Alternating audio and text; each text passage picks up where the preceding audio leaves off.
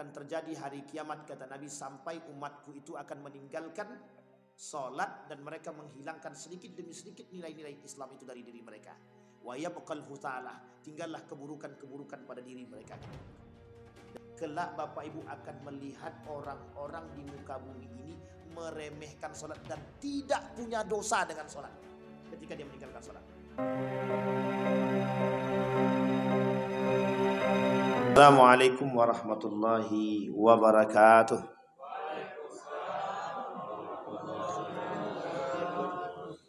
Alhamdulillahi rabbil alamin. Alhamdulillahilladzi an'ama bi ni'matil iman wal islam bihima tatimmus salihat. Asyhadu an la ilaha illallah wahdahu la syarika lah wa asyhadu anna Muhammadan abduhu wa rasuluh la nabiyya ba'd. Allahumma salli wa sallim wa barik ala hadzal nabiyil karim. Allahumma salli ala Muhammad wa ala ali Muhammad fil alamin innaka Hamidum Majid.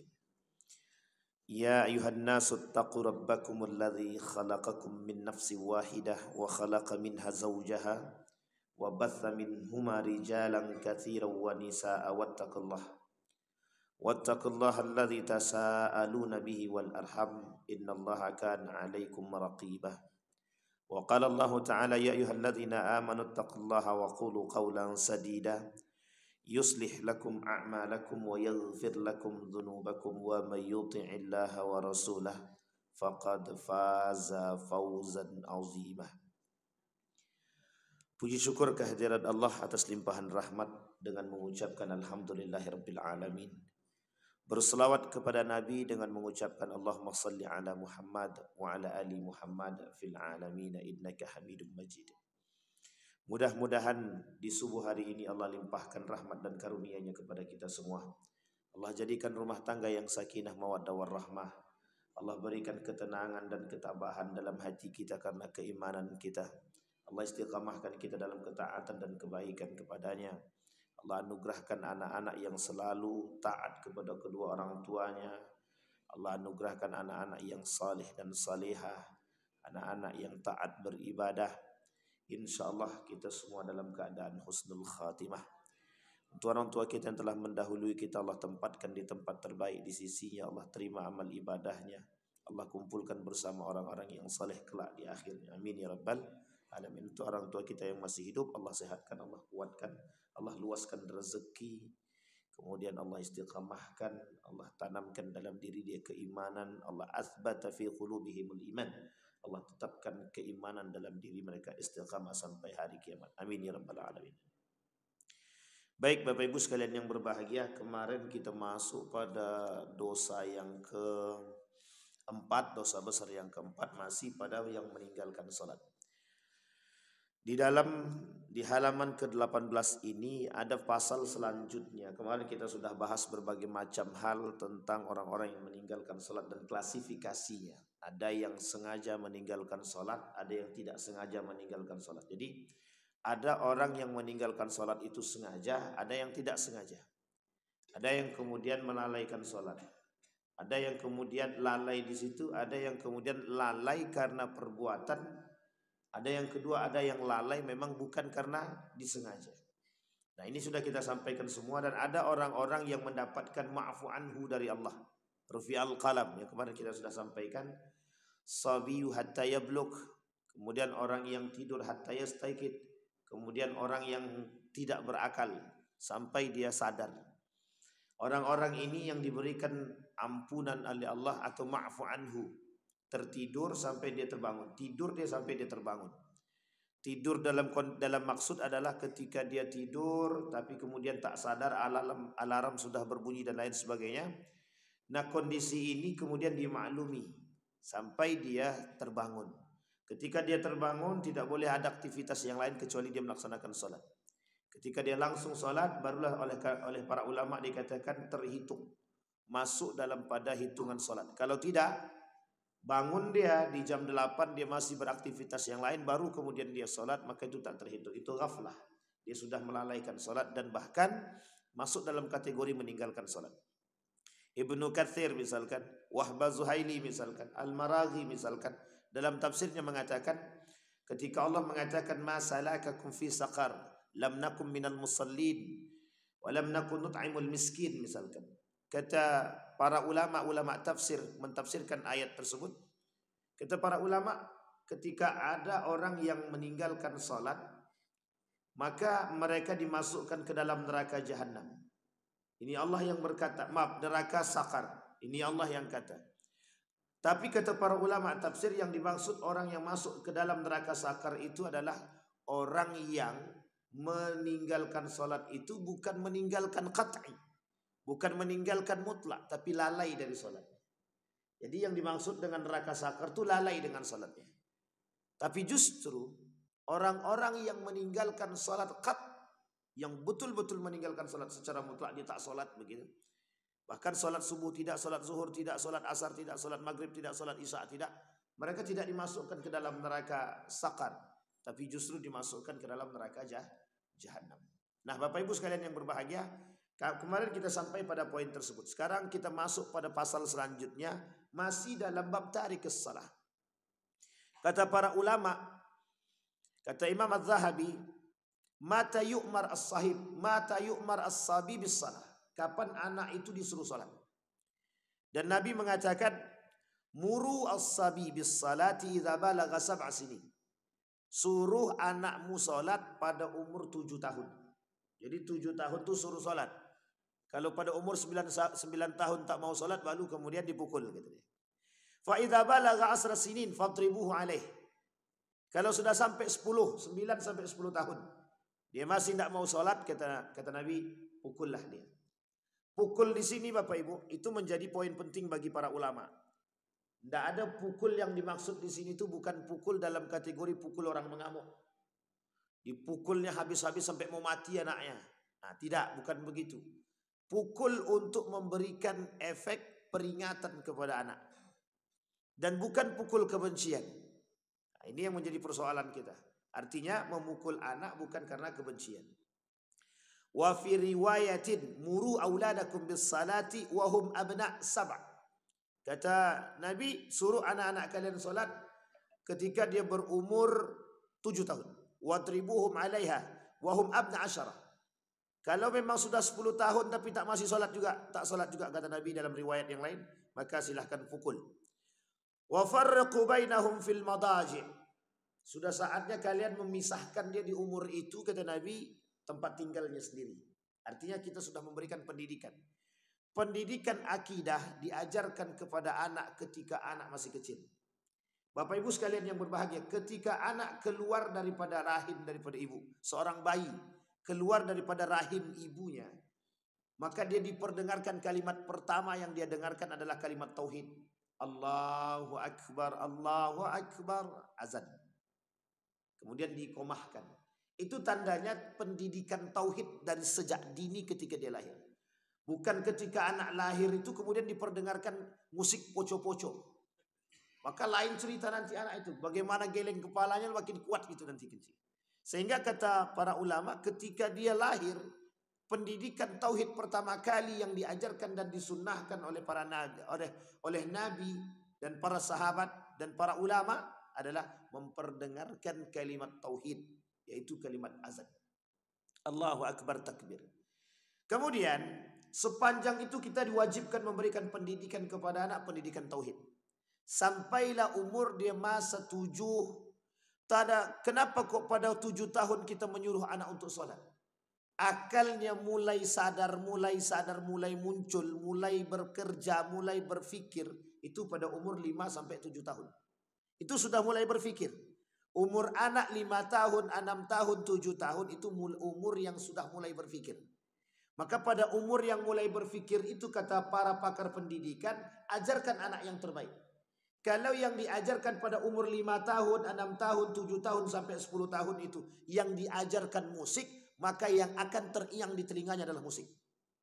Tapi jika yang diperdengarkan adalah Al-Quran, pendidikan, sholatnya, puasanya, zakatnya, kemudian segala kebaikan, maka itulah yang menjadi poin penting bagi dia. Yang akan selalu dia ingat. Bapak Ibu sekalian yang berbahagia, di dalam dunia pendidikan, itu fasenya ada. Ada namanya daurut tufulah, daurus sabi, daurut tufulah, daurul walad. Kemudian ada daurus suyukhah. Itu ada semua tahapan-tahapan umurnya, Pak. Dari anak baru lahir, kemudian menjadi seorang anak, dari anak menjadi remaja, dari remaja menjadi dewasa, dari dewasa menjadi suyukhah yang tua-tua. Dan itu ada masanya. Dan di masa-masa ini para ulama sudah membahas. Dalam dunia pendidikan oleh ulama sudah dibahas-bahas. Apa yang harus dilakukan pada umur-umur tertentu. Maka Nabi mengatakan 7 tahun. Bukan tanpa sebab, bukan tanpa alasan. Karena di umur 7 tahun hasil penelitian para ilmuwan pada anak umur 7 tahun itu adalah diqiyan dalam ingatan. Anak-anak mulai belajar mengingat secara mendalam pada umur 7 tahun. Makanya mohon maaf Bapak Ibu, kenapa para ulama-ulama terdahulu umur 7 tahun, 8 tahun, 9 tahun, 10 tahun sudah bisa hafal Quran 30 juz. Kenapa? Karena pada umur 5 tahun ke atas anak itu sudah dilatih untuk mengingat, menghafal. Nah, di masa itulah masa yang terbaik. Kenapa umur 7 tahun? Karena ketika itu otaknya sedang bekerja untuk berpikir dan mengingat. Jika itu yang terus kita tanamkan di umur-umur tersebut, maka yakinlah, maka sampai dewasa nanti dia akan teringat. Oh dulu bapakku ngajarkan pada umur sekian, ngajarkan sholat. Tapi kemudian kalimat selanjutnya asarah. Kenapa di umur 10 tahun maka pukullah kalau dia masih tak sholat? Karena sudah di atas itu akan sulit Pak. Kalau dia sudah masuk masa remaja, 12 tahun, 11, 12, atau lebih tepatnya kata para ilmuwan itu 12 ke atas. Kalau sudah masa remaja, kita mengingatkan dia sholat, maka akan mulai terasa kesulitan bagi kita. Kenapa? Karena dia sudah punya lingkungan sendiri. Tambah lagi kalau dia sudah mulai lebih dewasa lagi, memukul sudah tidak mungkin, maka lebih daripada itu kesulitan kita dalam memberikan pendidikan semakin bertambah. Maka di atas umur 25 tahun atau 20 tahun, 22 tahun ke atas itu sudah kesulitan kalau nyuruh anak sholat. Sudah sulit. Makanya mohon maaf Bapak Ibu kalau sekarang ada anak-anak tak sholat, orang tuanya susahnya minta ampun suruh sholat. Itu mungkin karena itu tadi. Karena dari kecil dia tidak dilatih untuk sholat. Yang kedua, karena faktor lingkungan. Kata Imam Al-Ghazali, lingkungan itu membangun. Sedangkan orang yang sudah terbiasa sholat, dihadapkan dengan lingkungan yang tidak pernah sholat, maka yakinlah anak itu tidak akan sholat dia. Kenapa? Lingkungan itu berat Pak. Pengaruh lingkungan berat. Makanya dikatakan remaja, itu masa pertama kali mereka punya wadah dan lingkungan. Ketika dia berumur 12 tahun, dia masuk ke sholat, mohon maaf SMP misalkan. Dan di situ dia sudah punya lingkungan sendiri. Dia sudah punya kawan-kawan dia sendiri. Dia akan melihat dengan kacamata dia. Loh, kok anak-anak yang lain tidak ada dipaksa orang tuanya untuk sholat? Kok aku dipaksa? Sehingga di sini dia berpikir. Akhirnya apa? Mohon maaf, terpengaruh dengan kawan-kawannya tak sholat. Akhirnya tak sholat dia. Kawanku je tak sholat. Akhirnya mereka terpengaruh. Semakin lama kita memberikan lingkungan itu kepada mereka, maka semakin lama pula mereka akan terpengaruh dengan lingkungan tersebut. Bukan berarti kita menyalahkan lingkungan. Karena lingkungan tidak bisa disalahkan, memang kondisinya begitu. Yang disalahkan siapa? Orang tuanya. Yang salah memilih lingkungan. Di umur 12 tahun ke atas. Makanya kata Nabi pada umur 10 kalau dia tak sholat pukullah. Karena masih ada masa untuk memberikan peringatan. Kalau sudah sampai 12 tahun ke atas kita sudah peringatkan, sulit. Apalagi kalau sudah 20 tahun, 22 tahun ke atas atau 20 tahun ke atas. Makin sulit bagi kita. Ditambah, mohon maaf, dia sudah kuliah, lingkungannya sudah berbeda. Sudah berbeda lagi Bapak Ibu. Qala al-Imam Abu Sulaiman Al-Khutabi rahimahullah, hadzal hadis yadullu ala ighlazil uqubah. Apa kata beliau, kata Imam Sulaiman Al-Khutabi, hadis ini itu dalil atas ighlazul uqubati lahu idza balagha tarikan laha. Dalil ini membolehkan bagi orang tua untuk memberikan peringatan kepada anak atau hukuman, baik berupa pukulan atau hukuman apapun kepada anak jika mereka meninggalkan sholat. Sampai di sini bisa dipahami Bapak Ibu? Wa kana ba'du ashabil Imam Syafi'i rahimahullahu taala yahtajju bihi fi wujubi qitlati. idza tarakaha muta'ammidan ba'dal bulugh. Kata para ulama dari kalangan Imam Syafi'i atau sahabat Imam Syafi'i mengatakan begini.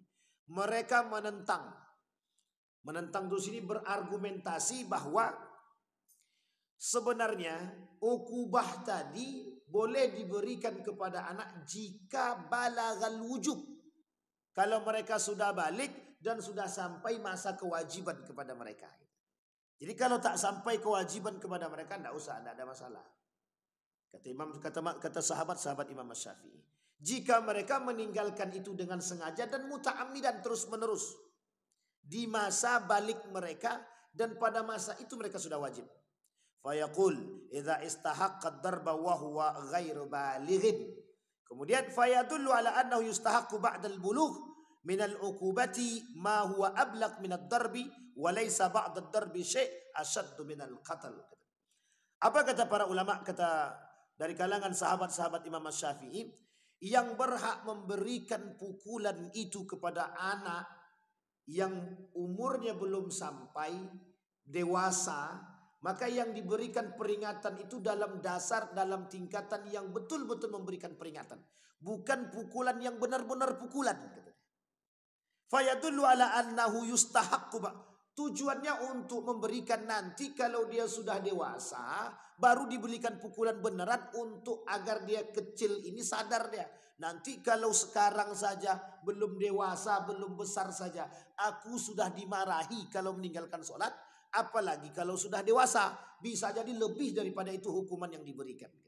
Nah, kata sahabat para Imam Syafi'i tadi, maka poin pentingnya adalah ketika mereka sengaja meninggalkan sholat, ingatkan mereka, berikan peringatan yang setara. Maka kata para ulama hadis yang lain memahami kalimat fadribuhu, kalimat memukul itu adalah disebut sebagai kiasan, peringatan. Diartikan sebagai peringatan. Wa qad ikhtalafa al-ulama rahimahumullah fi hukmi tarikis salah. Telah terjadi perdebatan ulama di dalam hukum meninggalkan salat. Faqala Malik wa Syafi'i wa Ahmad rahimahumullah tarikus salah yaqtulu darban bisayf fi rukbatihi. Orang yang meninggalkan salat dengan sengaja, yaqtul darban bisayfi fi raqbatihi, dipukulkan atau dibunuh dia dengan pukulan pedang pada badan dia. Thumma ikhtalafu fi kufrihi idza tarakaha min ghairi uzrin hatta yakhruju waqtiha. Apa kata dia, kata para ulama, kalau ada orang yang meninggalkan salat, kata Nabi dalam riwayatnya begini, man taraka salah, yang meninggalkan salat faqad kafara, dia sudah kafir. Tapi kata para ulama yang disebut dengan kafir di sini apa, kata para ulama? Jika dia meninggalkan salat dengan sengaja. Tapi kalau dia ada uzur atau keluar daripada waktunya dan dia masih salat, maka tidak dikatakan kufur, kata para ulama. Sebagian ulama yang mengatakan demikian, ada madhabnya Imam Malik wa Syafi'i wa Ahmad. Faqala Ibrahim an-Nakhai wa Ayyub as-Sakhtayani wa Abdullah bin al-Mubarak wa Ahmad bin Hanbal wa Ishaq huwa kafir. Tapi kata sebagian ulama yang lain seperti Ibnu Mubarak, Imam Ahmad bin Hanbal wahdah, dia sendirian. Kemudian An-Nakhai, dia bilang, oh itu kafir sudah. Tidak ada lagi. Orang yang tinggal sholat pokoknya kafir. Gitu. Dalilnya mana? Kembali kepada hadis Nabi. Apa kata Nabi? Man taraka salah faqad kafara. Yang meninggalkan sholat kafir sudah. Wa istabdalu biqaulin Nabi sallallahu alaihi wasallam, al-ahd alladhi bainana wa baina al-kufr as-salah. Perbedaan kita dengan orang kafir, kata Nabi, as-salah. Ini menjadi dalil bagi para ulama yang mengatakan bahwa yang sengaja meninggalkan sholat kafir. Mau sengaja dia, mau lalai dia. Lalai artinya keluar daripada waktunya. Dari waktu zuhur dia belum sholat, sampai asar baru dia masuk mau sholat. Pas orang azan asar dia langsung sholat zuhur. Itu kata para ulama yakhruju min waqtihi.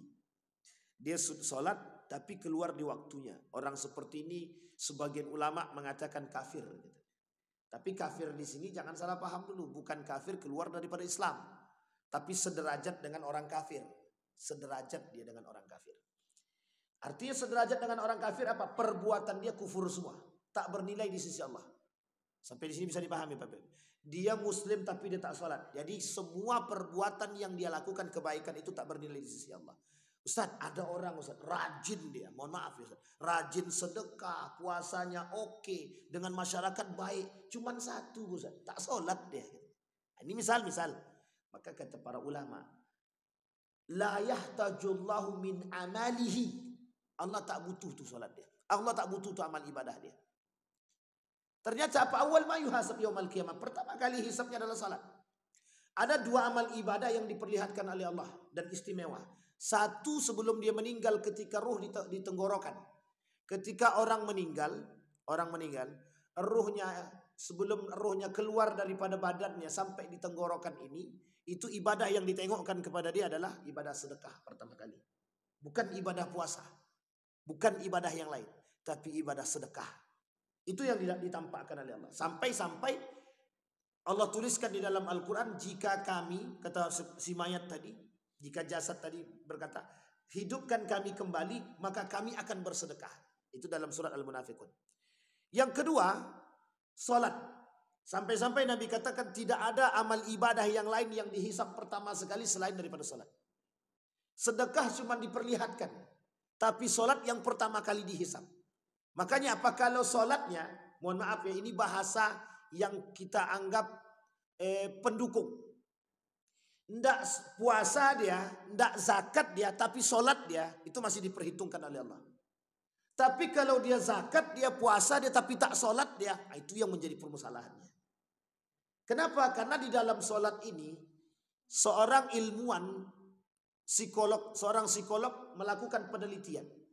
Karakter orang-orang yang melakukan sholat dengan baik dan benar ternyata berpengaruh. Dalam kitabnya Asrarus Shalah kalangan Abdurrahman Siddiq Al-Banjari. Apa kata beliau? Sholat itu sangat-sangat mampu membentuk karakter manusia. Tapi Ustaz, ada yang sholat mencuri juga kata dia. Ada yang sholat maling juga. Ada yang sholat korupsi juga kata dia. Ada yang sholat dan lain sebagainya. Oh iya bisa.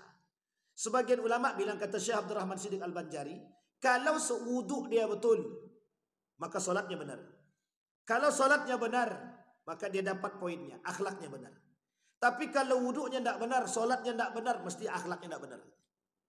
Sampai di sini paham Bapak Ibu? Artinya apa? Ada orang baca Quran tapi Al-Quran tak masuk pada hati dia. Ada orang yang solat tapi solatnya tidak masuk pada diri dia. Nah, inilah yang kemudian terjadi pada sebagian manusia. Makanya mohon maaf, solat itu penting dan harus ditelaah. Kenapa ketika kita solat harus tumakninah? Tumakninah itu artinya apa? Bukan tenang. Tumakninah itu bukan tenang saja artinya. Tumakninah lebih daripada itu. Makanya dalam ilmu kesufian atau ilmu tasawuf itu, ketika orang menghadapkan wajahnya kepada Allah, fa'akim wajhaka kata dia. Ketika kita dalam solat menghadapkan wajah kepada Allah, kata orang sufi itu, kata orang ulama-ulama tasawuf itu, berbeda antara zahir dan batin. Kalau berbeda antara zahir dan batin, tidak akan dapat dia nilai solat itu. Maksudnya apa? Yang dihadapkan kepada Allah bukan sekedar wajah, tapi juga hati. Zahir wa batin. Muka kita hadapkan ke kiblat, hati juga kita hadapkan ke kiblat. Bukan cuma muka ke kiblat, hati kemana? Ada orang solat, ini mohon maaf Bapak Ibu ya, Allahu Akbar. Serius dia solat tadi. Allahu Akbar. Memang wajah dia menghadap ke kiblat, hati dia menghadap ke harta itu. Tadi motorku tinggal di luar, tadi dah dikunci belum ya katanya. Goyang imannya langsung. Dalam solat dia ingat motornya belum dikunci, belum digembok. Sehingga mohon maaf, apa yang terjadi pada diri dia? Tidak ada kekhusyuan dalam solat itu. Tidak ada khusyuknya dalam solat. Takutlah motornya hilang. Setelah selesai salat, Assalamualaikum warahmatullahi wabarakatuh, langsung dia kabur ke parkiran. Alhamdulillah motorku aman katanya. Baru dia tenang. Maka Bapak Ibu, sebagian ulama bilang begini, kalau pengen mencari barang yang hilang, bawalah salat katanya. Dia ada dua tempat terbaik untuk mencari barang yang hilang. Satu tempat dalam salat, yang kedua dalam kamar mandi katanya. Ketika sedang buang hajat, maka itu keluar semua ide-ide cemerlang itu. Coba bayangkan. Dan itu disampaikan, benar itu disampaikan. Dua tempat itu. Karena dalam sholat itu setan itu berkeliaran. Jangan dikira dalam masjid itu tidak ada setan. Makanya kalimatnya dalam hadis Nabi, sawu sufufakum. Rapatkan sop kalian. Jangan sampai ada celah. Karena al-khilalu baina sufufi syayatin. Di antara sof-sof yang kosong itu, yang ngisi, meskipun kosongnya cuma sedikit, itu yang ngisi setan. Yang mengisi di antara sof-sof yang kosong itu setan. Jadi setan tuh bisikkan aja di samping. Masih ingat nggak kalau duit kita ditaruh di atas kulkas, nanti diambil sama anak, hilang, terpengaruh Pak. Maka kembali kepada poin tadi, Bapak Ibu sekalian yang berbahagia, salat itu butuh ketenangan. Maka dalam salat itu Bapak Ibu, coba Bapak Ibu perhatikan bacaan salat itu. Di mana letak doa? Di mana letak doa? Dalam gerakan salat di mana letak doa? Cuman satu Pak. Sisanya itu bertasbih dan memuji Allah semua. Semuanya memuji Allah. Kecuali satu saja yang isinya doa. Yang lainnya semuanya memuji Allah.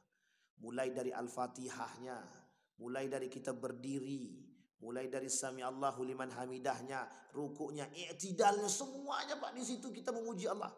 Tidak berdoa. Kita cuma memuji Allah saja. Artinya apa? Ya Allah, Engkau baik sekali. Tiada Tuhan selainmu, segala puji bagi dirimu. Semua itu yang kita sampaikan. Sepanjang sholat itu cuma itu yang kita sampaikan. Kecuali ada satu tempat yang kita berdoa kepada Allah. Kapan? Duduk. Ketika itu saja kita berdoa kepada Allah. Sisanya tidak kita bertasbih. Apa maksudnya? Artinya kita sedang berkomunikasi dengan Allah. Sedang berkomunikasi dengan Allah. Ya Allah. Sama seperti seorang anak minta duit ke bapaknya. Bapak nih baik kali Pak. Kalau minta langsung ditolak sama bapaknya. Tapi dipuji dulu. Setelah dipuji, diangkat dulu bapak dia. Mudah mengeluarkan duit tuh Pak. Tapi kalau seandainya sudah langsung ditembak begitu saja, sudah kelakuan dia tak baik, tiba-tiba datang masuk minta duit langsung, tak dikasih. Sampai sini paham Bapak Ibu? Pujian kepada Allah. Nah, pasal selanjutnya Bapak Ibu, tadi sudah kita sampaikan yang mengatakan kafir dan tidak kafir. Sebagian para ulama mengatakan orang yang meninggalkan sholat bila uzrin itu tidak kafir, tapi sebagian lagi mengatakan yang meninggalkan bila uzrin itu kafir. Artinya Bapak Ibu, ada orang yang meninggalkan sholat dengan sengaja, oleh para ulama sebagian besar mengatakan kafir. Kafir di sini dia kufur. Kufur di sini adalah ibadah dia setingkat dengan orang kafir. Artinya tidak bermanfaat amal ibadahnya di sisi Allah jika dia meninggalkan sholat. Kemudian pasal selanjutnya, waqad warada fil hadis, inna man hafaza ala salawatil maktuba akramahu Allah taala ala bi khamsi karamatin. Nah, ini Bapak Ibu. Penting. Kata Imam Syamsuddin Az-Zahabi, orang yang menjaga solatnya, inna man hafaza, barang siapa yang menjaga solawatnya, yang 5, yang wajib, akramahullahu ta'ala bi khamsi, dengan 5 karamat, kemuliaan. Allah muliakan dengan 5 kemuliaan. Nah ini boleh dipahami baik-baik Bapak Ibu, ini salah satu motivasi agar kita tidak meninggalkan solat. Yang pertama kata beliau, yarfa' anhu daikal aishi wa adzabul qabr. Dan yang kedua, yang pertama tadi yarfa'u anhu daikal aish. Di dalam hadis yang lain Nabi bilang begini, qala Nabi sallallahu alaihi wasallam wa qala Allah taala, ya bani adam la takhafanna min dhiqi rizqin fa inna khazaini mulanatun fa inna khazaini la yanfaqu da'aban. Kata para ulama, kata Nabi begini, hei anak Bani Adam, jangan pernah takut akan kehilangan rezeki dengan atau rezeki yang sedikit. Sesungguhnya pembendaharaanku besar, kata Allah. Artinya Allah bisa memberikan apapun yang dia inginkan. Tapi kuncinya apa? Wattaqullaha haitsuma kunta. Bertakwalah engkau dimanapun engkau berada. Tapi ada kalimat yang lain dalam riwayat yang lain, dalam surat yang lain kata Allah dalam Al-Quran. Min haitsulah, orang yang bertakwa kepada Allah akan Allah kasih rezeki min haitsulah wa yarzuquhu min haitsu la yahtasib. Nah, ini penting untuk dipahami Pak.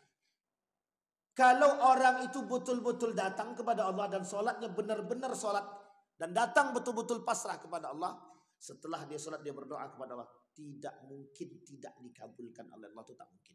Sangat tidak mungkin.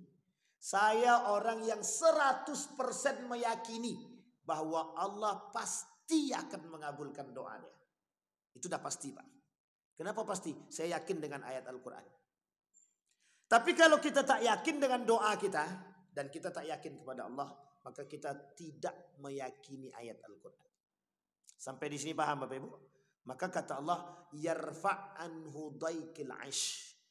Orang yang rajin sholatnya, dia jaga sholat 5 waktunya, Allah jaga rezekinya. Allah jaga rumah tangga dia. Allah berkahi rezekinya. Allah lapangkan dan luaskan. Dan Allah angkat kesempitan daripada kehidupan dia. Nah, sekarang Bapak Ibu perhatikan. Allah itu memberi rezeki bukan hanya duit. Ingat ya. Allah memberi rezeki bukan hanya duit. Ini jangan salah paham dalam benak kita, karena kita nih, kata Nabi dalam hadisnya begini. Kelak di akhir zaman itu kata Nabi begini. Abdad dinar wa abdad dirham. Kelak di hari kiamat itu ada penyembah dinar, ada penyembah dirham. Gitu. Maksudnya apa itu penyembah duit? Jadi ada orang-orang yang mempertuhankan duit di akhir zaman, kata Nabi. Nah, yang dimaksud dengan mempertuhankan duit tadi apa? Orang yang dalam otaknya kalau ndak duit, kalau ndak duit itu ndak hidup tuh namanya. Sampai dia berani mengatakan begini. Kami bekerja ini demi anak istri, untuk menafkahi anak istri. Betul, itu tak salah. Tak salah. Tapi kalau dia kata, kalau kami tak kerja, bagaimana kehidupan anak istri kami? Bagaimana makan mereka? Nah, itu tandanya dia sedang meragukan Allah. Sampai di sini paham? Itulah yang disebut oleh Nabi abdad dinar wa abdad dunia. Itu penyembah dunia, penyembah dinar, penyembah dirham. Kenapa dia tak yakin sama Allah? Maka mohon maaf Bapak Ibu, orang yang yakin dengan Allah melalui ibadah-ibadah dia, mustahil Pak, mustahil bagi Allah untuk memiskinkan dia, itu mustahil.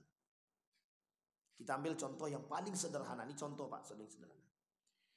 Bapak Ibu baca Quran, sekarang Bapak Ibu sedang punya masalah ekonomi. Anggaplah hari ini tidak ada duit sama sekali untuk makan, tidak ada duit. Coba yang pertama kali Bapak Ibu datang dulu kepada Allah. Setelah datang kepada Allah atau sholat 2 rakaat, baca Quran. Setelah baca Quran, dengan penuh keikhlasan itu baca Qurannya. Habis itu doa kepada Allah. Ya Allah, jika kau pandang sholat 2 rakaatku dan baca Quranku sebagai amal soleh, aku berdoa berwasilah dari amal soleh ini. Berikan keberkahan dan berikan aku rezeki. Pasti Allah kasih. Itu pasti Pak. Kenapa begitu? Allah tak pernah melepaskan hambanya, mau sempit ataupun lapang, Pak. Sekarang pertanyaannya, wong baca Quran saja, setelah baca Quran dia berdoa Allah kabulkan, masa setelah sholat tidak Allah kabulkan? Itu tidak masuk akal itu. Bagi Allah tak masuk akal. Bagi orang beriman sangat tidak masuk akal. Kecuali orang kafir, memang mereka tak sholat. Atau orang munafik. Orang munafik dan orang kafir sama tingkatannya, nanti kita lihat. Ada dalam pembahasan. Sama tingkatannya. Kenapa? Mereka tak percaya kepada Tuhan. Mereka tidak percaya bahwa sholat itu bisa memberikan rezeki. Sekarang saya tanya Bapak Ibu. Yang memberikan rezeki itu kerja atau Allah? Itu dia. Artinya apa? Nah ini kemarin Bapak Ibu pada masa P3K. Ujian P3K dan ujian PNS. Wah, itu nampak sekali mana yang betul-betul berpegang teguh kepada Allah dan tidak tuh nampak. Aduh, stres aku. Enggak lulus P3K. Enggak lulus PNS. Si anu tuh main curang, segala macam lah. Itu nampak orang-orang yang tak bergantung kepada Allah. Artinya apa? Kalau dia sadar yang memberikan itu keberuntungan itu adalah Allah, yang memberikan keberhasilan itu adalah Allah, maka dia tidak akan seperti itu. Tidak akan. Berlomba-lomba belajar siang malam sampai tidak sholat hanya untuk ikut P3K sama CPNS. Setelah Allah tidak kabulkan, stres dia. Ya kenapa? Sandarannya bukan Allah, sandarannya manusia. Sandarannya bukan Allah, sandarannya kemampuan. Dia berharap dengan kemampuannya itu bisa. Perasaan sudah aku jawab semuanya. Sudah terasa benar semuanya. Tapi kok tidak lulus juga. Coba mau protes kemana dia? Artinya apa? Siapa yang memberikan kelebihan itu? Allah atau manusia? Ini poin penting Pak bagi kita. Jadi yang disampaikan oleh para ulama, yang disampaikan oleh Nabi, yang disampaikan oleh Allah itu adalah bagaimana kita itu dekat dengan Allah. Nah, salah satu ibadah yang banyak berkomunikasi dengan Allah cuma satu Pak, salat, tidak ada yang lain. Makanya mohon maaf, awal ma yuhasab yaumal qiyamah kata Allah, yang pertama kali dihisab itu ya salat. Yang pertama kali, yang lain itu ngikut. Yang lain itu ngikut. Sampai di sini bisa dipahami Bapak Ibu ya. Baik. Nah, yang pertama kata Imam Az-Zahabi melalui daripada hadis baginda Nabi tadi, yang pertama kemuliaan yang Allah berikan adalah diangkat kesempitan dalam kehidupan dia atau diberikan kelapangan. Yang kedua, dihindari daripada azabil qabr. Allah jauhkan daripada azab kubur. Wa yu'tihi kitabahu biyaminihi. Allah berikan kitab daripada di tangan kanannya. Nah, nanti kan orang tuh ditinggal menunggu tuh. Mana yang diberikan kitab di tangan kanan dan mana yang diberikan kitab di tangan kiri. Kalau diberikan kitab di tangan kiri ternyata lebih banyak syarnya daripada baiknya. Lebih banyak buruknya daripada baik dia. Kemudian wa yamurru ala siratikal buraq. Kata Imam Az-Zahabi merujuk daripada hadis tadi. Kalau orang ini menjaga sholat 5 waktu dia jalan di atas kontorah, apa namanya itu ya? Jalan yang terbuat dari sehelai rambut manusia dibagi jadi 7 bagian. Nah, itulah tempat jalan nanti itu sirat itu. Nah, kira-kira bisa lah itu. Kalau cuma ambil rambut kita nih, nah, coba dibelah jadi 7. Gimana coba? Setipis itulah jalan yang akan kita jalan. Tapi ada orang yang jalannya seperti burak. Ada orang yang jalannya merangkak. Ada orang yang jalannya pelan. Ada orang yang bergantung. Ada yang langsung masuk. Itu tergantung pada ibadah masing-masing. Kalau kafir dan munafik itu tak perlu curiga kita. Dia tidak perlu bergantung. Dia tidak perlu merangkak. Dia tidak perlu pelan-pelan. Langsung masuk. Karena neraka yang sudah dijanjikan bagi mereka jahanam. Itu munafik dan kafir. Sisanya baru kemudian diberikan. Ada yang bergantung dia. Ada yang pelan-pelan dia. Tapi kata Nabi, yang sholatnya terjaga 5 waktu dia, yang mereka jalan, yamurru ala siratikal buraq. Mereka berjalan di atas jalan tersebut atau di jembatan tersebut seperti buraq. Tahu buraq kan Bapak Ibu? Tahu buraq? Bapak Ibu tahu buraq enggak? Enggak pernah ketemu ya, namanya kenal ya. Ya. Tengok roket, tahu roket? Anggap aja sekencang itulah. Cepet tuh Pak. Atau usah roket lagi. Kalau sekarang nih ya lebih kencang roket sih daripada kereta cepat.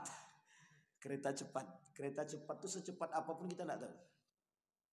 Kata Saudi itu, pokoknya di Saudi Arabia sekarang sudah ada kereta cepat gitu. Saya tengok pas saya naik itu tak juga cepat-cepat juga, begitu-begitu aja tuh. Artinya masih jalan di atas itulah kan, tapi enggak cepat-cepat juga gitu. Masih 2 jam dari Mekah Madinah, masih 2 jam itu masih lumayan lah. Ya. Tapi kalau buruk kan enggak perlu lagi. Kecepatan cahaya, kecepatan buraq, ini dalam perjalanan Isra wal Mi'raj. Kecepatan buraq itu diukur dengan kecepatan cahaya sama. Dan kecepatan cahaya itu sudah bisa diukur. Kecepatan cahaya itu seorang ilmuwan dari Amerika sudah bisa mengukur kecepatan cahaya. Dan kecepatan cahaya itu bisa diukur dengan kecepatan, mohon maaf, ada pesawat yang bisa dibuat seperti itu. Artinya apa? Kalau buraq pada masa itu mungkin sangat sudah bisa diterima oleh akal hari ini karena sudah ada penemuan ilmiahnya. Maka Bapak Ibu sekalian yang berbahagia, kalau dulu namanya buraq, kalau sekarang namanya pesawat. Tahu pesawat Bapak Ibu? Dari Pekanbaru ke Jogja berapa jam? 1 jam 45 menit atau 2 jam lah. Pesawat buraq, nama pesawatnya aja udah buraq. Pesawat buraq. Baik, lanjut Bapak Ibu. Itu yang keempat. Yang kelima, yadkhulul jannah bi ghairi hisab. Orang yang menjaga sholat 5 waktu dia masuk surga tanpa hisab. Pengen apa tak pengen? Iya, kalau itu cepat tuh semua jawabnya pengen. Gitu deh. Pas lagi tak sholat, itu dia menjadi masalah. Baik Bapak Ibu. Nah kemudian selanjutnya, tapi ingat, bukan hanya itu saja. Kata iblis begini. Iblis berkomunikasi dengan Nabi dalam hadis itu begini. Kata Nabi, man rufaqauka min ummati yaumal qiyamah, kata Nabi. Iblis, kata Nabi, siapa kawan-kawanmu kelak di hari kiamat dari umatku, kata Nabi Muhammad. Dijawab sama iblis, qala 10, ada 10, kata dia. Ada berapa kawan iblis? 10. Dari 10 itu kita sampaikan satu aja. Al-mutahawin bis salati, orang yang meremehkan solat. Satu di antara kawan iblis. Orang yang meremehkan. Kita lihat hadis Nabi, betul apa tidak? Apa kata Nabi? Wa man tahawana biha, barang siapa yang meremehkan solat, aqabahullahu bi 15 uqubah. Orang yang meremehkan solat, kata Nabi, dihukum oleh Allah dengan 15, ini 10, tambah 5 lagi. 15 hukuman. 15 hukuman.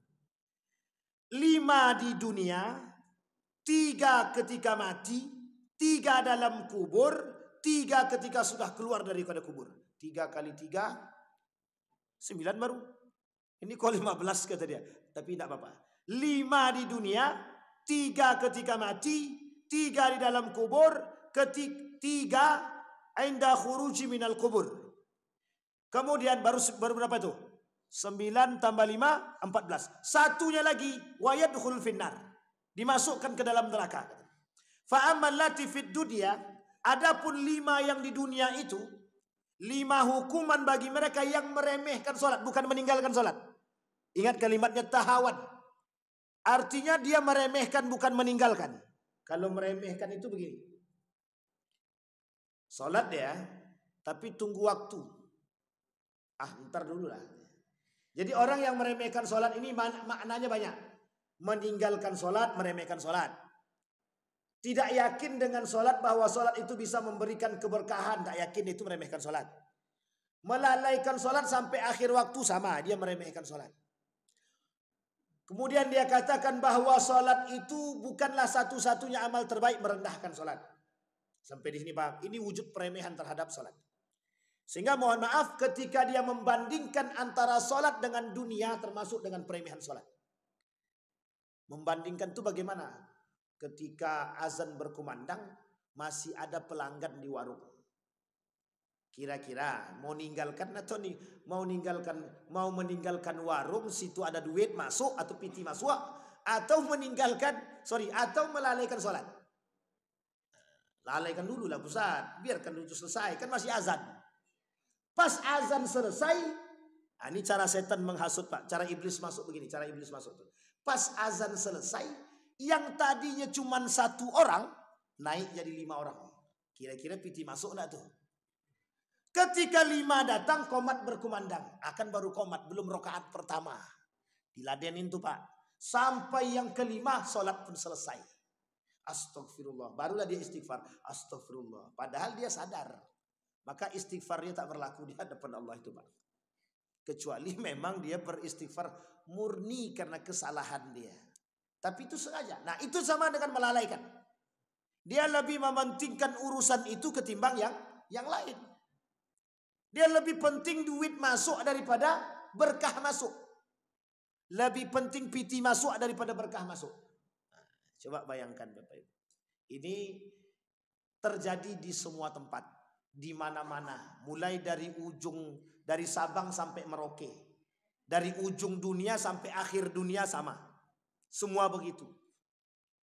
Ketika sudah ada pelanggan tuh, sayanglah, piti masuk, meskipun cuma 20.000, untungnya cuma 20.000, berarti kita sedang membandingkan 20.000 dengan sholat. Artinya apa? Kita menghargai sholat itu cuma 20.000. Paling tinggi keuntungan kita 200.000. 1 orang. Paling tinggi dari 5 orang itu kita dapat 1 juta. Berarti kita mengukur sholat itu sebanding dengan 1 juta. Kata Allah, kok rendah sekali kalian hargai aku, gitu deh. Jadi jangan salah kalau Allah berkata begitu kepada hambanya. Kok rendah sekali kalian hargai diriku, gitu deh. Makanya Bapak Ibu, uniknya yang bagus itu yang kemarin itu yang keluar di televisi. Yang korupsi 327 triliun itu. Nah, Apa kata dia? Korupsi jangan tanggung-tanggung. Jadi sekali korupsi 327 triliun. Itu kan mantap tuh.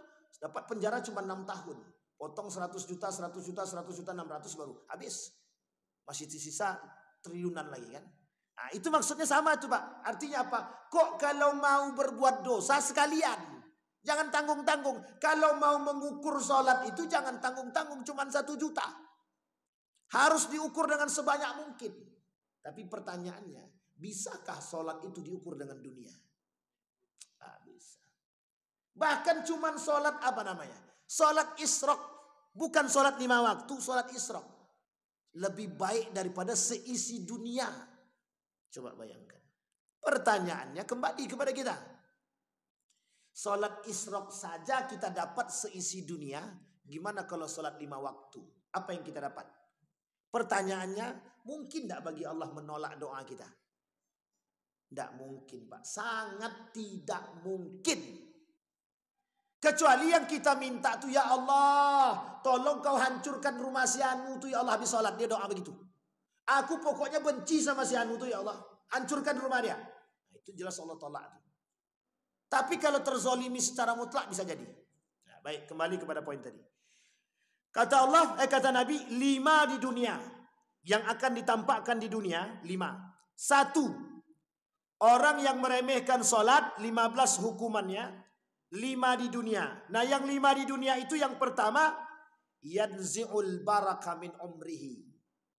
Allah cabut keberkahan dari umur dia. Jadi kalau umur keberkahan itu tak ada lagi, percuma dia ulang tahun itu. Iyalah, tidak ada guna ulang tahun. Kan guna ulang tahun itu ngapain? Doakan umurku biar berkah dan bermanfaat. Ya Allah sudah dicabut sama Allah, ngapain ulang tahun? Jadi ingat Bapak Ibu, orang yang meremehkan sholat dan apa tak lagi meninggalkan sholat, tak perlu Bapak Ibu capek-capek mendoakan umur dia berkah, tidak perlu. Sudah mesti Allah cabut. Yang perlu kita doakan, ya Allah semoga dia tobat. Itu yang paling kita doakan. Kenapa? Buat apa kita capek-capek doakan, ya Allah semoga umur dia panjang. Semakin panjang umurnya semakin tidak sholat dia. Cepat doakan mati. Itu tak boleh juga. Jangan pula kita doakan mati pula. Yanza' fi qulubihi. Allah cabut tuh keberkahannya, kata Nabi. Yang kedua, yamhi siyab as-salihina min wajhi. Dicabut asar soleh di wajahnya. Allah hapus. Allah hapus asar soleh di wajahnya. Tak nampak kebaikan daripada diri dia itu, tak nampak. Orang yang rajin salat dan rajin baca Quran, itu wajah dia bercahaya. Yang mandang bukan kita. Jangan tengok di kaca, kok tak nampak, aku rajin sholat tak nampak cahaya tu. Ya nengoknya jangan di dalam gelap, pakai lampu nampak cahaya tu. Yang nampak orang rajin sholat itu cahaya di wajahnya itu bukan kita, orang lain. Kalau dia sengaja menengok di kaca berarti dia sedang berharap dipuji. Sampai di sini paham ya Bapak Ibu ya? Apa kata orang, kok bersih wajah Bang Bempeng tu ya, kata dia. Secara batin, bukan zahir. Sampai di sini paham ya Bapak Ibu. Ini penting. Karena Bapak Ibu pasti akan bertemu dengan orang seperti itu. Oh si Anu tuh kok bercahaya ya wajah dia. Kok bersih kali wajahnya. Dia tak katakan di depan orangnya. Dia katakan dengan yang lain. Kenapa? Oh mungkin karena dia rajin sholat. Mungkin karena dia rajin membaca Al-Quran. Dan Allah itu janjinya Allah kok. Naddarallah kata Allah. Naddarallah. Naddarallah itu artinya apa? Allah berikan wajah yang yang bercahaya, sumringah, meskipun masam mukanya, tapi tetap nampak tuh cahaya kebersihan itu di wajah. Orang yang rajin sholat, Bapak Ibu, mohon maaf, orang yang rajin sholat. Ada 3 ibadah Bapak Ibu yang membuat wajah itu bersih. 1, orang yang menjaga wudhu dia, hatta yubtil, sampai dia batal. Jadi Bapak Ibu, orang yang menjaga wudhu dia, itu di hari kiamat, wajah dia bercahaya. Orang yang menjaga sholatnya, 5 waktu tadi, wajah dia bercahaya. Dan yang ketiga, orang yang baca Al-Quran. Orang yang membaca Al-Quran dengan hatinya, maksudnya membaca tapi hatinya juga ikut membaca, Allah berikan sinar di wajahnya. Naddarallahu yaumal qiyamah. Allah di hari kiamat Allah tampakkan ketika dibangkitkan itu kelihatan wajah-wajah yang bersinar itu. Nah, kalau nampak Bapak Ibu wajah yang bersinar itu dari saudara-saudara kita, ibadahnya paling tidak itu 3 tadi. Orang yang menjaga wudhu dia, orang yang rajin menjaga sholat 5 waktunya, dan orang yang rajin baca Qur'annya. Itu yang keberapa tadi? Yang kedua. Jadi wajah dia kalau dia tinggalkan sholat itu tidak nampak, tidak bersinar, tidak berseri. Tidak ada wajah-wajah orang soleh itu tak nampak. Wajah-wajah, tengok wajah. Memang tak nampak wajah soleh dari wajah anda itu. Kan sering kita bergurau dengan kawan gitu. Kau ni nampak, suka kali kau mencuri, suka kali kau maling, suka kali kau tak tinggalkan sholat. Tak nampak wajah soleh dalam diri kau lagi. Nah, kan gitu. Kadang-kadang ada lagi yang lebih parah lagi. Kok sholat kau main-main, dah kayak munafik aja. Dah tak nampak wajah soleh dalam wajahmu. Nah, itu juga sama. Itu sebenarnya bahasa yang kemudian ditampakkan. Itu yang kedua. Yang ketiga, kullu amalin ya'malu bihi la yu'ajjiruhu Allahu alaih. Nah, ini tadi saya sampaikan Bapak Ibu. Orang yang sengaja meremehkan sholat, meninggalkan sholat, melalaikan sholat dan lain sebagainya, merendahkan sholat, menghinakan sholat, semua amal ibadah yang dia perbuat tidak diganjar oleh Allah, tidak diberikan balasan sama Allah. Jadi capek-capek aja sholat, capek-capek aja beribadah yang lain, tapi tidak bernilai di sisi Allah. Makanya dalam Al-Quran Allah sebut apa dalam Al-Quran? Habitat a'maluhum. Orang yang meninggalkan sholat itu kufur. Orang kufur itu apapun ibadah yang dia buat, mau sedekahnya, mau berbuat baiknya dengan manusia, tidak Allah nilai sama sekali. Sekarang saya tanya Bapak Ibu. Puasa 30 hari. Puasa kita, tapi kita tak sholat. Kira-kira capeknya atau tak dapat capek apa tak dapat capek? Dapat capeknya doang Bapak Ibu. Tidak dapat apa-apa dari Allah. Cuman capek. Oh ada Ustaz. Ada yang kami dapat. THR. Itu pun kalau ada yang mau kasih. Kalau tak ada yang kasih. Sampai di sini paham ya Bapak Ibu ya. Baik. Jadi jangan salah. Orang yang meninggalkan sholat itu bukan main-main. Bukan main-main. Saya ambil satu ayat dalam Al-Quran. Kata Allah dalam Al-Quran itu, orang yang melaksanakan sholat itu bisa mencegah perbuatan keji dengan mungkar. Itu bukan main-main, beneran itu. Bukan main-main, beneran. Kata Abdurrahman Siddiq Al-Banjari, kalau lisan dia berzikir, bertasbih kepada Allah dalam sholatnya, malu dia nak mencaci maki orang itu malu. Sampai sini paham Bapak Ibu? Orang yang rajin sholat ditambah oleh Allah rasa malu dia. Yang rajin sholat tapi ditambah oleh Allah rasa malu dia dalam diri dia. Sehingga nak mencaci, nak memaki itu malu Pak. Apalagi mencuri, apalagi korupsi, apalagi dan lain sebagainya, mau main curang segala macam. Apa yang mau dimainkan? Rasa malu sudah tertanam, lebih tinggi rasa malu dia. Itu yang kemudian tertanam dalam diri orang-orang yang mohon maaf menjaga sholatnya. Nah inilah keberkahan yang hilang kalau kita meninggalkan sholat. Yang keempat, la yarfa' lahu du'a ila sama'. Tidak sampai doanya sama Allah. Ya Allah. Dia tak sholat, tapi dia berdoa kepada Allah. Sebagian ulama berkata, dia bertaubat terlebih dahulu kepada Allah, barulah kemudian Allah terima amal ibadah dia. Kalau tidak Allah terima. Jadi orang yang sudah meninggalkan sholat, nah Bapak Ibu sekalian yang berbahagia, saya mengutip satu hadis dari baginda Nabi Muhammad SAW. Kata Nabi, kelak di hari kiamat itu, kelak di hari kiamat tidak akan terjadi hari kiamat kata Nabi sampai umatku itu akan meninggalkan sholat dan mereka menghilangkan sedikit demi sedikit nilai-nilai Islam itu dari diri mereka. Wa yabqal hutalah, tinggallah keburukan-keburukan pada diri mereka kata Nabi. Dan Bapak Ibu sekalian yang berbahagia, Bapak Ibu boleh perhatikan, peganglah kata-kata saya ini berdasarkan daripada baginda Nabi Muhammad SAW dalam hadisnya. Kelak Bapak Ibu akan melihat orang-orang di muka bumi ini meremehkan sholat dan tidak punya dosa dengan sholat ketika dia meninggalkan sholat. Saya ambil contoh. Saya ngajar di salah satu universitas. Saya tak sebut daerahnya mana. Nanti malu dia. Apalagi kalau saya sebutkan Riau. Oh makin jadi malu Riau kan. Saya ngajar di salah satu universitas. Jumlah mahasiswanya ada 17. Salah. 27. Jumlah mahasiswanya 27. Bukan mahasiswa yang mahasiswi perempuan 27. Dari 27 itu saya tanya, siapa yang tadi sholat subuh? Yang angkat tangan cuma 2 orang. Berarti berapa orang yang tak sholat? 25. Kemudian saya tanya lagi, karena saya ngajarnya di waktu asar, saya tanya. Setelah sholat asar saya ngajar, saya tanya, yang tadi sholat zuhur angkat tangan? 4 orang. Dari 27 kurang 4 berarti 23. Yang sekarang sudah sholat asar angkat tangan. Tidak ada yang angkat tangan satupun. Kira-kira. Perbandingannya berapa banyak? Dari yang sholat dan yang tidak sholat. Antara langit dan bumi. Jumlahnya 27. Yang sholat cuma 4. Ambillah 4 misalkan. Berapa yang tidak sholat? 23. Itu berapa persen perbandingannya? Paling 2%. Coba bayangkan. Dari jumlah itu. Baru 1 kelas. Coba Bapak Ibu bayangkan. Itu generasi muda. Dengan bangganya ketika saya katakan kalian tidak sholat. Begitu.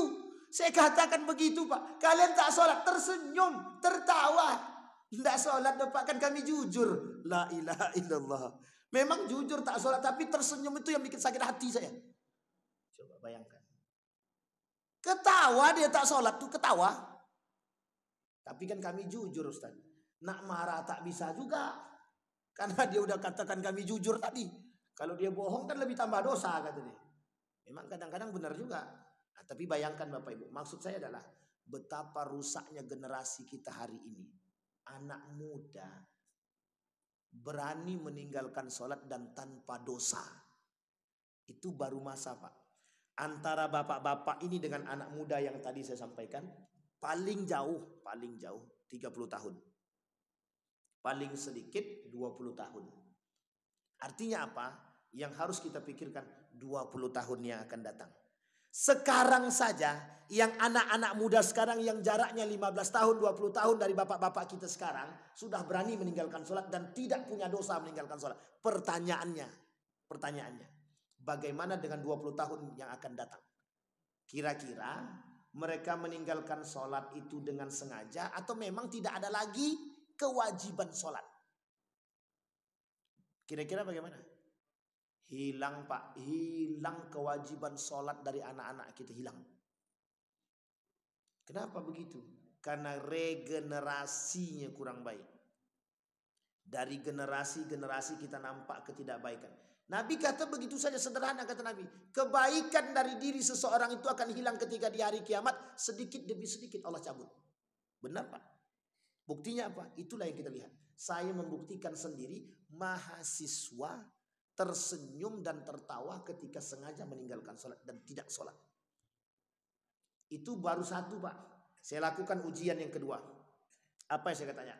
Yang kedua itu. Saya tanyakan pertanyaan kedua. Siapa yang bangun daripada tidur subuh tadi, tidur malam, bangun subuh langsung baca Quran? Dari sekian banyak. 1 orang. 1 orang. Alhamdulillah. Dari 27 ada 1 orang. Kemudian pertanyaan selanjutnya saya tanya. Dari sebanyak kalian ini yang bangun tidur langsung pegang HP siapa? Semua angkat tangan. Coba bayangkan. Dosennya yang salah. Iya betul. Memang saya yang salah tuh Pak. Memang saya akuilah kalau itu saya salah tuh. Karena saya tak serumah dengan mereka itu kan Pak. Astagfirullah. Benar Pak. Itu betul.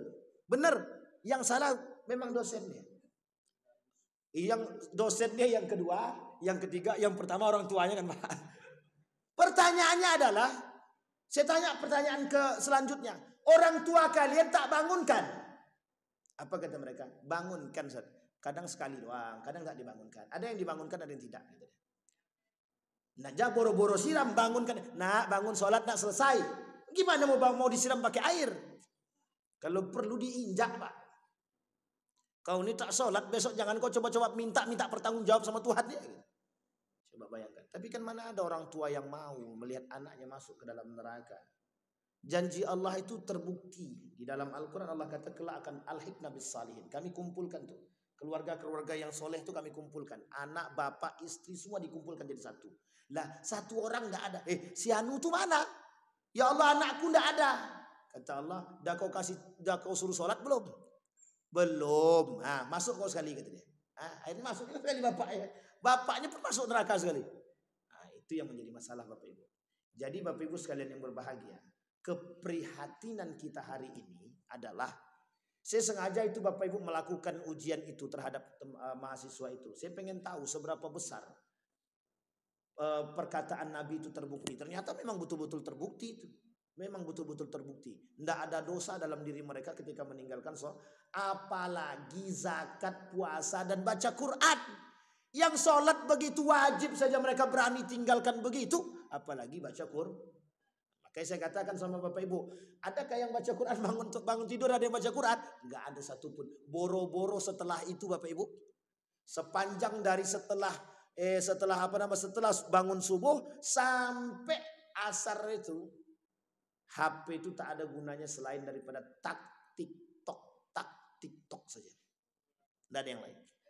Nah, coba pengaruh daripada dunia ini terhadap generasi kita.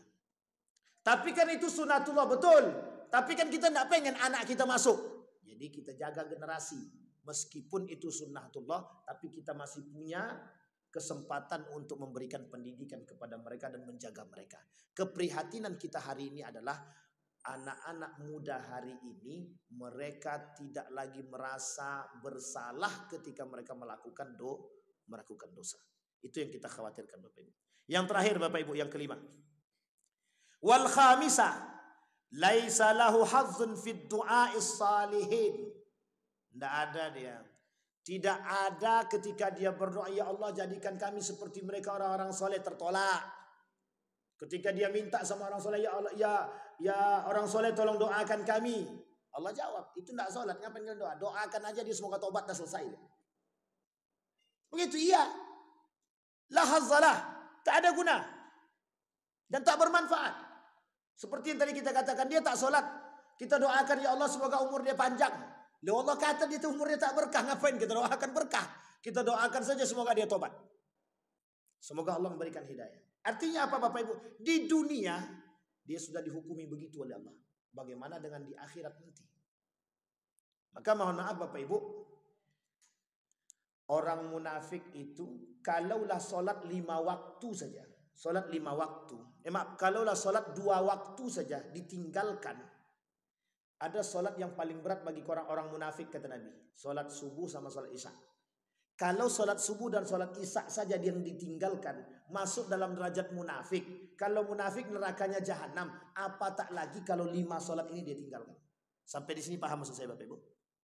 Artinya apa? Orang yang sengaja meninggalkan solat itu sama penghuni neraka jahanam. Orang dah kufur gimana? Nah, tapi saya tak katakan ini ya, saya tak katakan mengajak membenci Bapak Ibu. Kita berdoa kepada Allah semoga beliau mendapat hidayah. Apa yang dikatakan Ade Armando, mana dalil tentang sholat 5 waktu itu? Nah, ini contoh yang nyata untuk saya sampaikan di hadapan kita Bapak Ibu. Pengaruh pemikiran Ade Armando itu terhadap generasi kita. Apa kata dia? Mana dalil wajib sholat 5 waktu? Mana dalilnya? Adakah dalilnya dalam Al-Quran? Nah, ini perang pemikiran pula. Tidak ada Pak. Tapi ingat, yang mengikuti Ade Armando itu tidak 1-2 orang, ribuan. Artinya apa? Yang terpengaruhi oleh pikiran, oleh pola pikir Ade Armando bukan sedikit, banyak. Sampai di sini paham Bapak Ibu? Itu lawan kita yang sesungguhnya Bapak Ibu. Itu perang kita yang sesungguhnya. Kita berperang dengan kaum muslim munafik. Sampai mereka berani katakan, mana dalil wajib sholat itu mana? Sekarang saya tanya, ketika itu dihadapkan dengan generasi-generasi muda yang tidak mengerti Al-Quran, apa jawaban mereka? Oh iya juga ya, kan tidak ada dalilnya dalam Al-Quran. Akhirnya apa Pak? Terpengaruh mereka dan mereka tidak dosen tuh Pak, S3 tuh, keblinger otaknya. S3 tuh, masih mending yang tidak pakai S kan, masih ada sehatnya lagi. Nah, coba Bapak Ibu bayangkan. Maka mohon maaf Bapak Ibu, kadang-kadang gelar itu tidak juga terlalu dibutuhkan itu Bapak Ibu. Jangan terlalu bangga dengan gelar lah pokoknya. S1, S2, S3, profesor. Ini banyak profesor yang keblinger otaknya itu kan. Sampai bilang semua agama sama, benar. dan lain sebagainya, dan lain sebagainya Bapak Ibu. Kapan waktu kita bahas Bapak Ibu. Itu perang pemikiran Bapak Ibu. Kalau itu yang kita bahas lain cerita kita Bapak Ibu. Makin jadi kita merasa kok khawatir sekali hidup di muka bumi ini gitu. Bapak Ibu saya kasih tahu. Seorang sahabat Nabi bernama Hudzaifah ibn Yaman.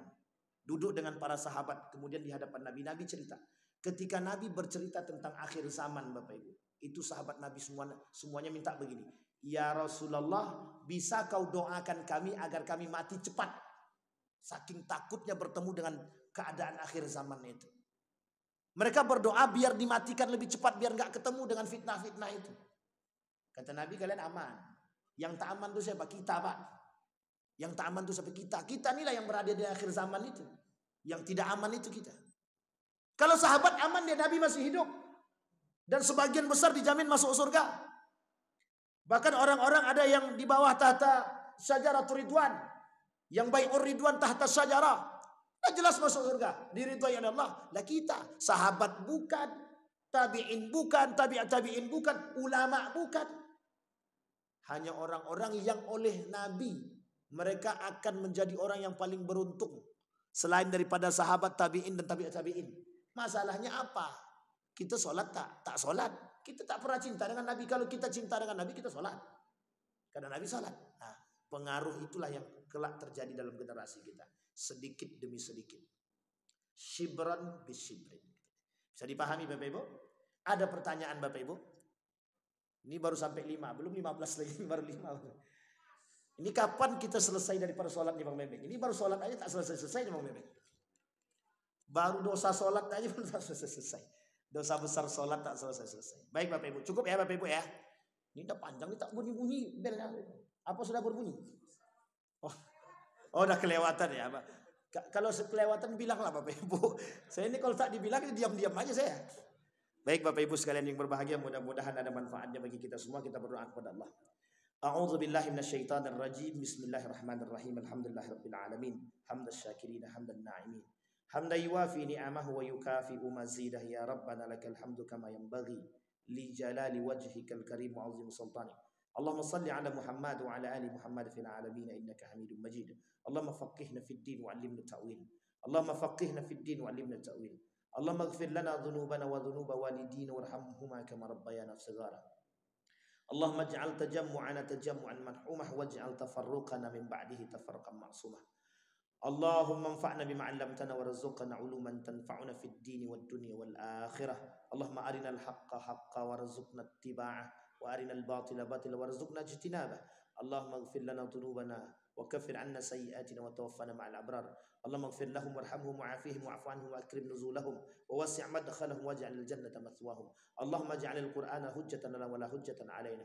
Allahumma ij'alil Qur'ana hujjatan lana wa la hujjatan 'alaina ya rabbal alamin. Rabbana hab lana minas salihin. Rabbana hab lana min azwajina wa dhurriyyatina qurrata a'yun waj'alna lil muttaqina imama. Allahumma khtimna bi husnil khatimah. Allahumma khtimna bis salihin. Rabbana atina fid dunya hasanah wa fil akhirati hasanah wa qina azabannar. Walhamdulillahirabbil alamin. Assalamualaikum warahmatullahi wabarakatuh.